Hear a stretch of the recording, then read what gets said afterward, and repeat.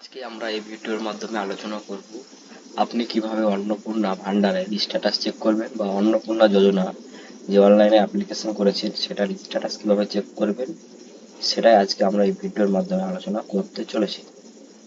প্রথমত গুগলে আসার পর সার্চ করবেন সোশ্যাল সিকিউরিটি wb.gov.in এই অপশনে ক্লিক করলেই এরকম পেজ আপনার সামনে ওপেন হবে এবং আপনি এই ফার্স্ট অপশন দেখতে পাচ্ছেন, এখানে ক্লিক করবেন।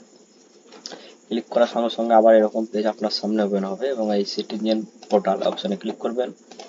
ক্লিক করলে এরকম পেজ আবার আপনার সামনে ওপেন হবে এবং আপনি এখান থেকে আপনার যে যে ডিস্ট্রিক্ট সেই ডিস্ট্রিক্টটা সিলেক্ট করবেন এবং নিচে আপনি যে মোবাইল নাম্বার দিয়ে ফর্ম ফিল আপ করেছিলেন সেই মোবাইল নাম্বারটা এখানে লিখে দেবেন।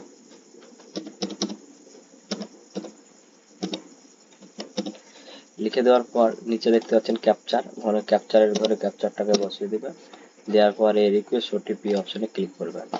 করার সঙ্গে সঙ্গে আপনার রেজিস্টার মোবাইলে ওটিপি সেন্ড হয়ে যাবে এবং ওটিপিটা আপনি ওটিপির ঘরে সুন্দরভাবে বসিয়ে দেবেন।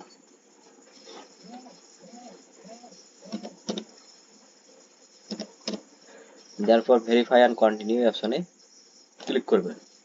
ক্লিক করার সঙ্গে সঙ্গে এরকম ভাবে আপনার সামনে ফর্মের স্ট্যাটাসটা শো হবে এবং আপনি দেখতে পাচ্ছেন এখানে এটা হচ্ছে সাবমিটেড।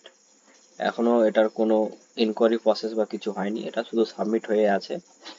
এবং আরেকটা স্ট্যাটাস আপনাদেরকে আমি দেখাচ্ছি, এটা দেখতে পাচ্ছেন দুটো স্ট্যাটাস এখানে দেখতে পাচ্ছেন। একটা হচ্ছে অ্যাপ্লিকেশন স্ট্যাটাস সাবমিটেড, মানে মানে এটা অনলাইনে অ্যাপ্লিকেশন করা হয়েছে এবং সেভাবেই এটা পড়ে আছে।